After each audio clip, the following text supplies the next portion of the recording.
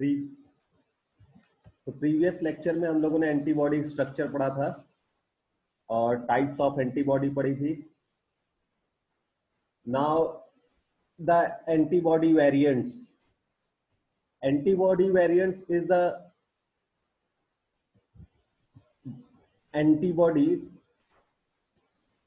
which are different, yeah, differences in between antibodies may be due to the constant region of heavy chain or maybe due to the constant region of the light chain or maybe due to the differences in variable chains of heavy and light chain. ठीक है, मतलब कि antibody जो diversity produce होती है, it is because of the differences in these chains. ठीक है, और वो differences at the level of nucleotides और at the level of protein हो सकता है. मतलब न्यूक्लियोटाइड से फिर जो है नाइट्रोजनस बेसिस से फिर हम अमीनो एसिड्स की बात कर सकते हैं. ठीक है, यानी डीएनए से आरएनए, आरएनए से फिर हम अमीनो एसिड, और अमीनो एसिड जब कई सारे जुड़ के फिर कुछ प्रोटीन्स बना रहे होंगे जिसमें पर्टिकुलरली डिफरेंसेस आ रहे होंगे. अब ये डिफरेंसेस के अकॉर्डिंग जो है इनको कई टाइप में डिफरेंशिएट किया जा सकता है. जैसे कि सबसे पहला डिफरेंस हो सकता है आइसोटाइप्स. ये एंटीबॉडी वेरिएंट्स जनरली 3 टाइप्स के होते हैं: आइसोटाइप, एलोटाइप और आइडियोटाइप. ठीक है, तो आइसोटाइप्स जो डिफरेंसेस है, it is at the level of difference in between, या difference is because of the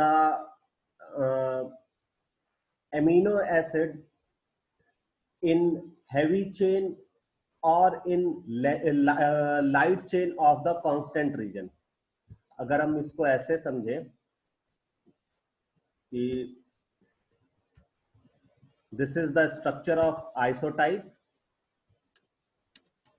okay, and this is the constant region of light chain, this is the constant region of heavy chain, this is the constant region of heavy chain and this is the constant region of light chain. इसको कह सकते हैं VL, sorry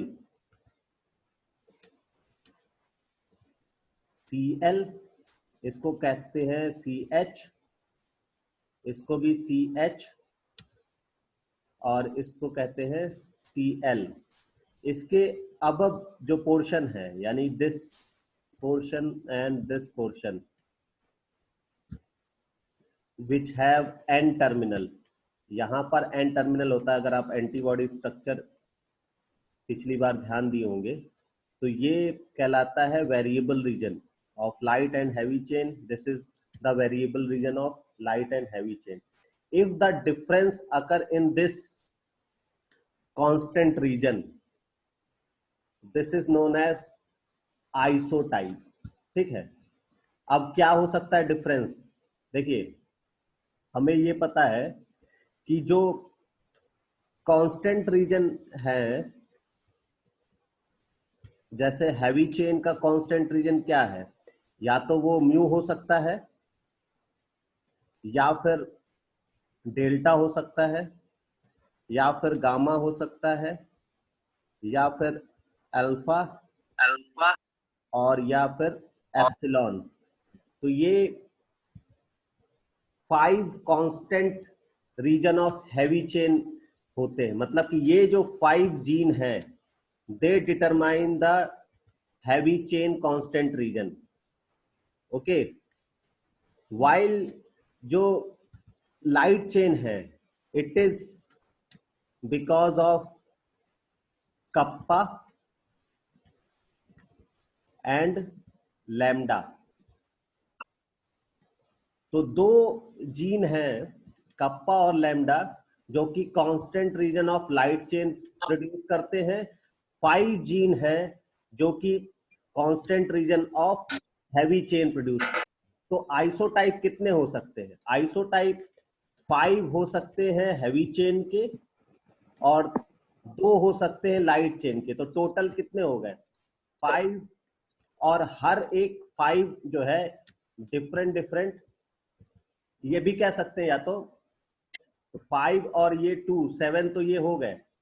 इसके अलावा जो सब types होते हैं, जैसे कि गामा के भी कई टाइप होते हैं, 4 टाइप है, यानी कि गामा 1 है, गामा 2 है, गामा 3 है, गामा 4 है। ये 4 सब टाइप है। It is also a isotype. इसके अलावा अल्फा के भी 2 सब टाइप है, alpha 1 and alpha 2। So it is also a isotype. तो टोटल आइसोटाइप कितने हो गए? 4 ये हो गए, 2 ये हो गए, 6। इसके अलावा अल्फा सॉरी एप्सिलॉन 7, डेल्टा 8 और म्यू 9। तो टोटल हैवी चेन आइसोटाइप यानी हैवी चेन कांस्टेंट रीजन के आइसोटाइप जो है ये है 9। और लाइट चेन के आइसोटाइप है 2। और हमेशा लाइट चेन में कोई एक ही जो है एक बार में रहता है। तो अगर हम बात करें टोटल की, तो टोटल कितने हो जाएंगे? 9 मल्टीप्लाइड बाई 2, 18 आइसोटाइप जो है वो प्रोड्यूस होते हैं। क्योंकि हो सकता है कि इस गामा 1 के साथ पहले कप्पा आया हो, ठीक है, 1 टाइम, सेकेंड टाइम हो सकता है इसके साथ जुड़ जाए, लैम्डा जुड़ जाए। तो इसके 2 हो गए, इसके भी 2 हो गए, तो हर एक के 2 हो जाएंगे। तो टोटल कितने हो जाएंगे? 18। तो आइसोटाइप मीन्स कि the structure of constant domain of the immunoglobulins. अब वो हैवी चेन भी हो सकती है और लाइट चेन भी हो सकती है। तो कांस्टेंट डोमेन का जो स्ट्रक्चर है it is known as isotype. और आइसोटाइप स्विचिंग को ही क्लास स्विचिंग कहते हैं। यानी कि एंटीबॉडी जब डिटरमाइन करती है एंटीजन को, यानी या फिर कह सकते हैं कि एंटीबॉडी एंटीजन जब रिएक्शन करते हैं तो क्लास स्विचिंग होती है। और क्लास स्विचिंग से डिफरेंट डिफरेंट क्लासेस प्रोड्यूस होती है, यानी कि या फिर वो गामा प्रोड्यूस होगी, या फिर अल्फा, या फिर एप्सिलॉन। क्योंकि बाकी तो ऑलरेडी रहती है बी सेल रिसेप्टर की तरह, यानी कि म्यू और डेल्टा। ओके, क्लियर है isotype? What is the isotype? Isotype total कितने हो गए? 18, because of the constant reason gene.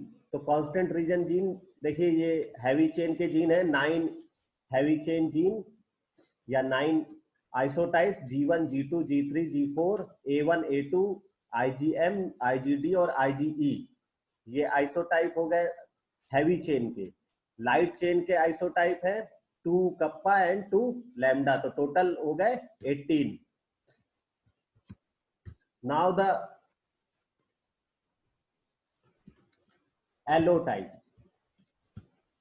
Okay, तो एलोटाइप इज द मॉलिक्यूल या difference in molecule between two members of the same species, also called genetic polymorphism। या आप ये कह सकते हो कि सेम स्पीसीज में जो डिफरेंसेस होते हैं इन कांस्टेंट रीजन,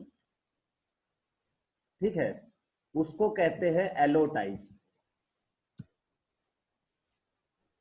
ओके, वहां पे बात हो रही थी डिफरेंट स्पीसीज की, यहां पर बात हो रही है सेम स्पीसीज की।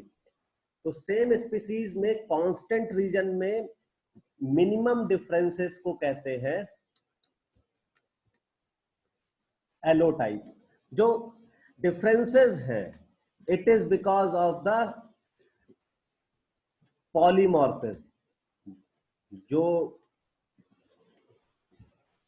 डिफरेंस प्रोड्यूस हो रहे हैं it is because of polymorphism.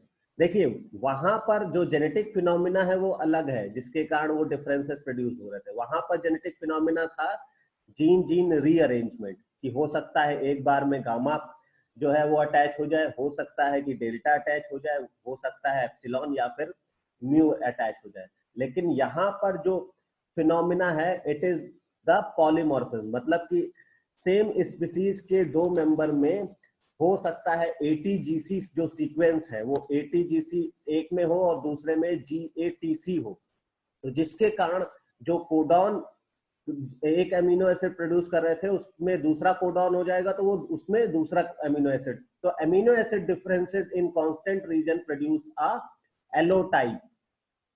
Okay, देखिए यहां पर this is the mouse IgG1 and mouse IgG1, ये दो स्ट्रेन है माउस के, strain A and strain B, जो कि डिफरेंस प्रोड्यूस हो रहा है इनमें अमीनो एसिड डिफरेंस के कारण। This receptor become change, this receptor become change, ठीक है।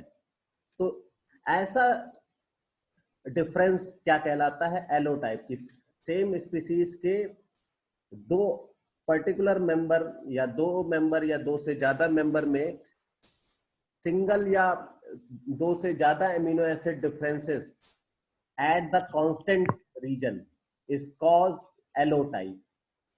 Sir hello. आप बताइए। सर जी एलोटाइप नहीं समझ में आया, थोड़ा एक बार अच्छे से बता दीजिए फिर से। अच्छा ठीक है, एक बार देखिए फिर से हम इस तरीके से समझते हैं। ये दिस इज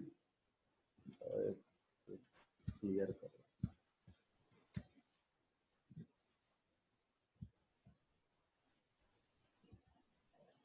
ये एंटीबॉडी हो गई, ठीक है। This is the antibody structure. अब इसमें देखिए ये इतना पोर्शन ये वेरिएबल रीजन है, okay. This portion is variable region. फिर इसके नीचे का जितना भी पोर्शन है, यानी कि यहां से लेके यहां तक, this is known as constant reason.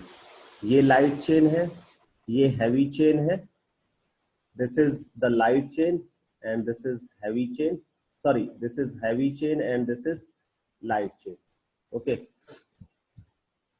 तो अब देखिए जो कांस्टेंट रीजन है, पहले ये समझिए वेरिएबल रीजन। तो वेरिएबल रीजन में जो जीन है अभी हम बताएंगे आपको, ये है VJ जीन जो कि लाइट चेन को प्रोड्यूस करते हैं।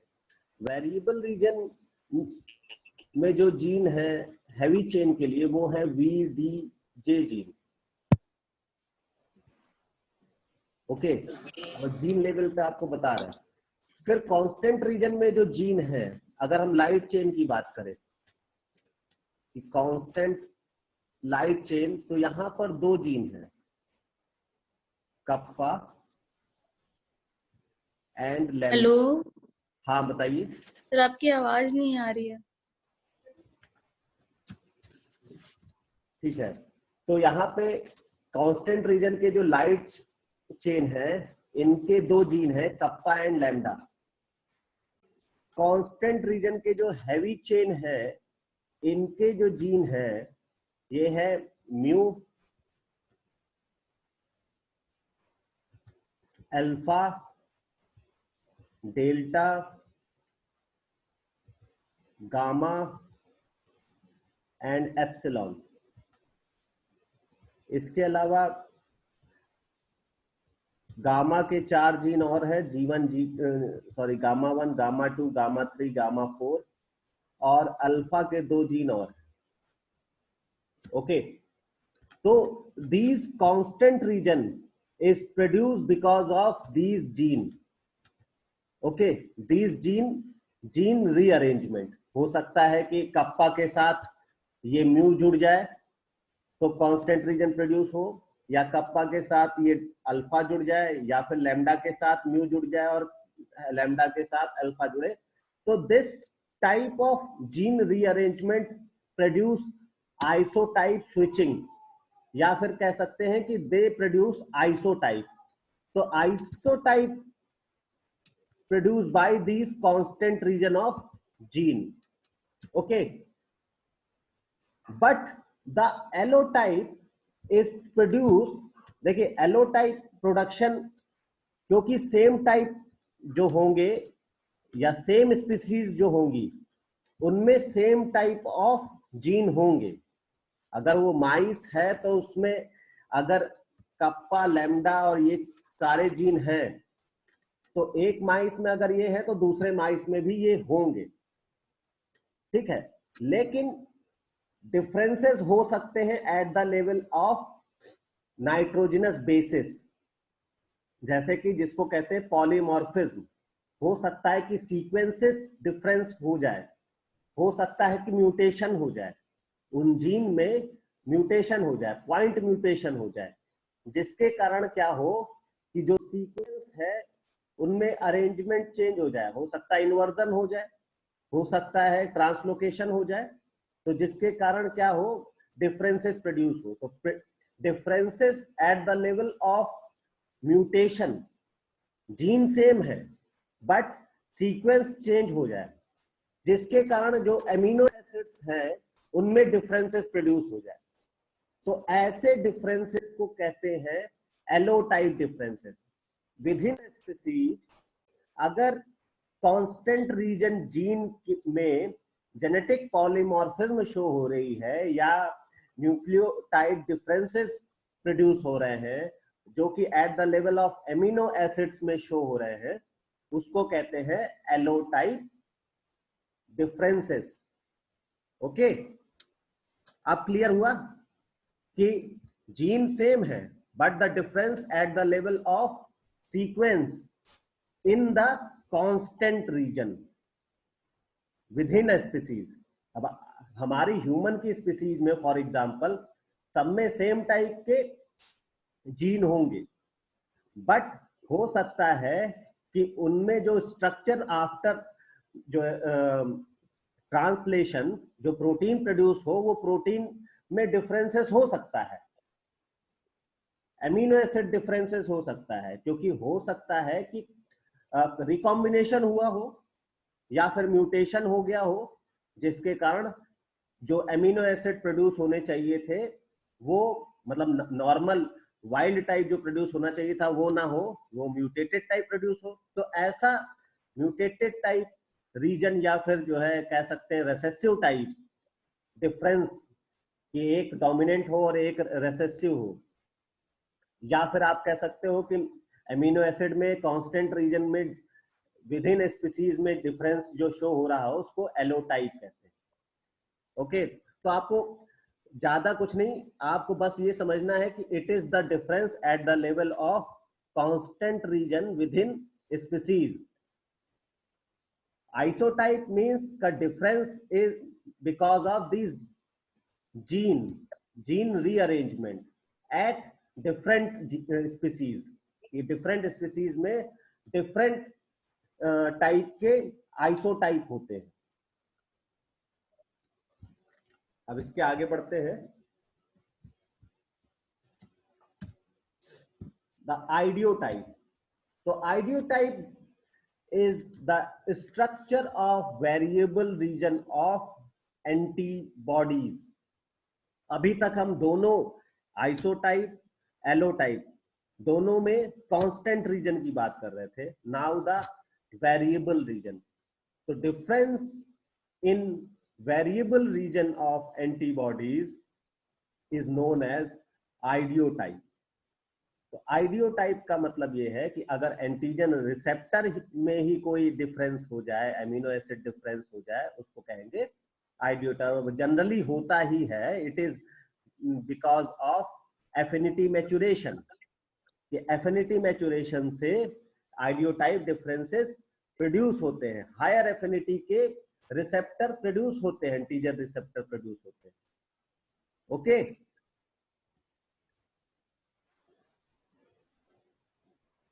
और ये इंडिविजुअल लेवल पे होता है, अभी तक सेम स्पीसीज लेवल पे था, अब ये इंडिविजुअल लेवल पे है कि आप कि सिंगल इंडिविजुअल में different antigen binding site produce हो सकती है। Okay, because of this affinity maturation. Clear है? आगे बढ़े? सर एक बार और बता देते हैं। अच्छा, फिर से समझाता हूं। देखिए, पर्टिकुलर स्पीसीज के पास बी सेल है, ठीक है, और इस बी सेल के पास बी सेल रिसेप्टर है। This is the B cell receptor. B cell receptor you all know, या फिर ये IgM होगा या फिर IgD होगा, यही दो सरफेस रिसेप्टर होते हैं।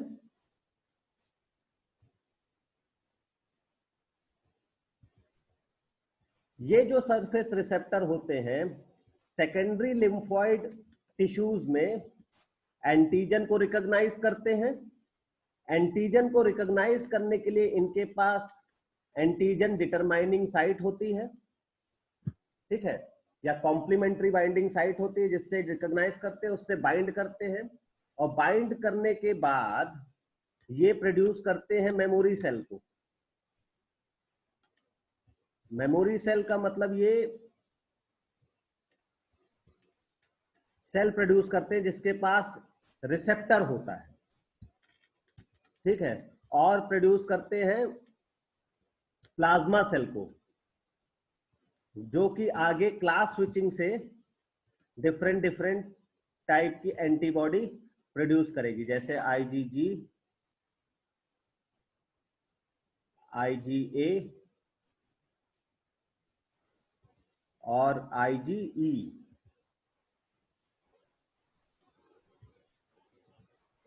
तो दोनों मेथड अलग है। This is the class switching method और this is the affinity maturation. अब आप सोच रहे होंगे एफिनिटी मैचुरेशन में आखिर क्या हो रहा होगा। तो एफिनिटी मैचुरेशन में जब सारे जीन यानी कि VDJ और कांस्टेंट रीजन के जीन वो बन जाते हैं, प्राइमरी ट्रांसक्रिप्ट बन जाता है, उसके बाद अगर हाइपर म्यूटेशन हो, ठीक है, मतलब कि हाइपर म्यूटेशन से अगर वेरिएबल रीजन में एमिनो एसिड डिफरेंस प्रोड्यूस हो रहा है, तो हो सकता है कि ये जो एंटीजन डिटरमाइनिंग साइट थी वो हायर एफिनिटी से किसी एंटीजन से बाइंड करे। नॉर्मली सेम स्पेसिफिसिटी होती है इस रिसेप्टर की और इस रिसेप्टर की, क्योंकि ये जो रिसेप्टर प्रोड्यूस हुआ ये यहाँ पर जो जीन थे उसके कारण प्रोड्यूस हुआ। तो ये जो जीन थे ये ऑलरेडी डिसाइडेड थे कि कौन से VDJ बनने थे। जब यहाँ पर एंटीजन आया तो उसने सिर्फ क्या किया कि उसने क्लास स्विचिंग कराई कि पर्टिकुलर क्लास की एंटीबॉडी बननी चाहिए, और एफिनिटी मैचुरेशन हाइपर म्यूटेशन से होता है, मतलब कि रिकॉम्बिनेशन हो सकता है जिसके कारण पर्टिकुलर एमिनो एसिड डिफरेंस हो जाए, और एमिनो एसिड डिफरेंस होने के कारण क्या हो कि इसका स्ट्रक्चर चेंज हो जाए, और स्ट्रक्चर चेंज होने से ये उससे हायर एफिनिटी से बाइंड करने लगे, या हो सकता है कि लेस एफिनिटी से भी समटाइम्स होता है कि वो लेस एफिनिटी से भी बाइंड कर पाए। तो ये डिफरेंस जो कि वेरिएबल रीजन में आ रहा है ये कहलाता है आइडियोटाइप, कि ये एंटीजन सॉरी ये antibody is the ideotype of this antibody. Okay, और आइडियोटाइप कैसे कैसे हुआ, क्योंकि ये वेरिएबल रीजन में डिफरेंस हुए, और डिफरेंस क्यों हुए, बिकॉज ऑफ एफिनिटी मैचुरेशन। तो difference at the level of variable region is known as idiotype. Difference at the level of constant region in same species is known as allotype. Difference at the level of constant region in different species is known as isotype. So idiotype means कि single individual, allotype means कि same species but different individual, and isotype means कि different species. Okay तो जितना ये हम नीचे जाते गए उतना ज्यादा हम जो है उसमें नैरो होते गए, और जितना ऊपर जाएंगे उतना ज्यादा हम उस पर ब्रॉड होते जाएंगे. Difference in species, difference with in species and difference in individual level. Okay clear है? ओके अब आगे बढ़े. Yes sir.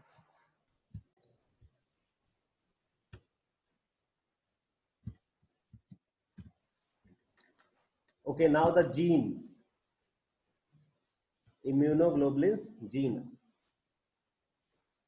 तो इम्यूनोग्लोबुलिन जीन्स अभी मैंने बताया कि इम्यूनोग्लोबुलिन में दो चेन होती हैं, light chain, heavy chain.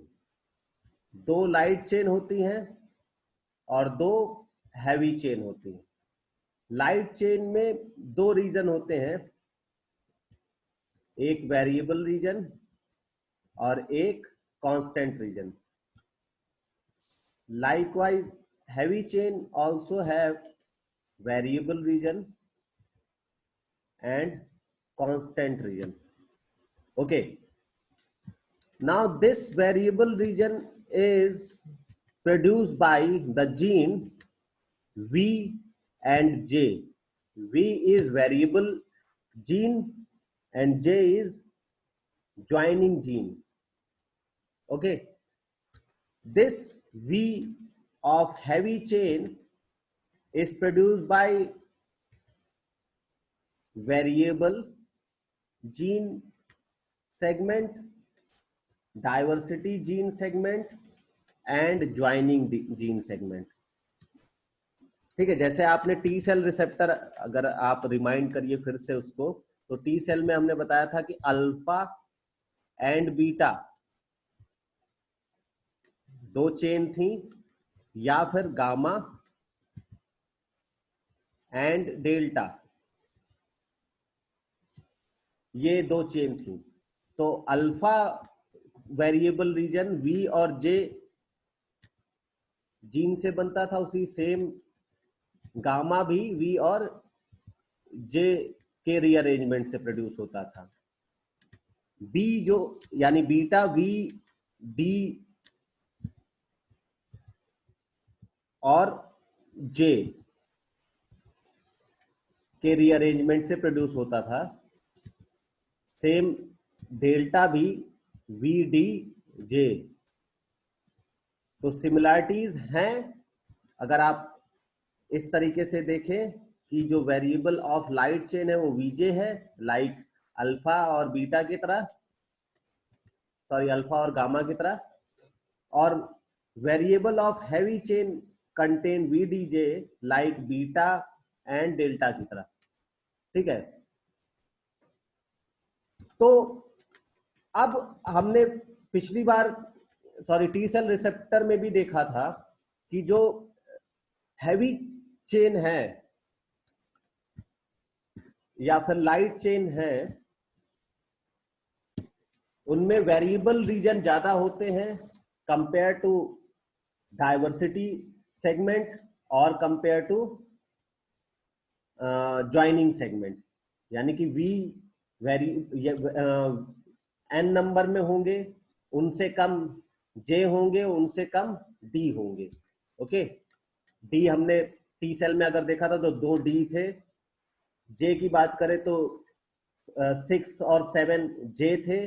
We की बात करें तो 57 और 54 नंबर में वी थे.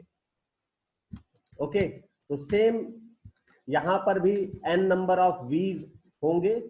ठीक है, फ्यू नंबर ऑफ डी होंगे और फ्यू नंबर ऑफ जे होंगे. ये स्ट्रक्चर दिखाई दे रहा है आप लोगों को?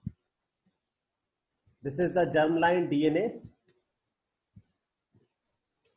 This is the DNA which are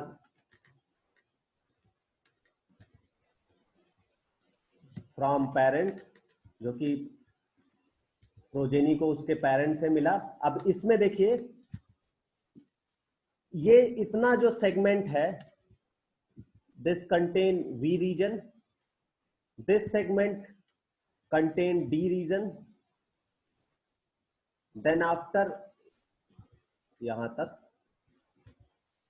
contain J reason, and इसके बाद फिर ये कांस्टेंट रीजन जीन है। तो this VDJ, it is a variable region gene of heavy chain। Clear है? अब सबसे पहले क्या हो रहा है, इसको फिर से क्लियर करते हैं। जो जर्मलाइन डीएनए है, first of all gene rearrangement between J and D, कोई एक J सेगमेंट यहां से आके किसी एक D सेगमेंट पे जुड़ेगा, इसको कहते हैं DJ ज्वाइनिंग। और ये रैंडम प्रोसेस है, कोई भी जुड़ सकता है, कोई भी DH1 से या JH1 DH1 से जुड़ सकता है, या JH2 DH2 से जुड़ सकता है, या JH1 ही DH2 या DH3 या DH4 किसी भी से जुड़ सकता है। रैंडम चांस है कि वो जीन रीअरेंजमेंट से कोई भी किसी के साथ जुड़ जाए। तो फर्स्ट जो स्टेप है, it is the DJ joining. तो आफ्टर डीजे ज्वाइनिंग देखिए, बाकी जो डी थे वो क्या हुए, ये एक्साइज हो गए, वो हट गए, जे डी के साथ जुड़ गया। यहां पर देखिए, सिर्फ जो जे है वो टारगेट हुआ DH के साथ, DH3 के साथ, तो JH1 DH3 के साथ जुड़ गया। नाउ अब ये DH3 है, ये किसी वेरिएबल के साथ जुड़ेगा, मतलब V रीजन के साथ जुड़ेगा। तो सेकंड जीन रीअरेंजमेंट होगा इन बिटवीन VDJ। तो अब ये D किसी J के साथ, सॉरी V के साथ जुड़ेगा, तो नाउ द DJ रीअरेंजमेंट से मान लीजिए कि इसने टारगेट किया किसको, दिस VH2 को।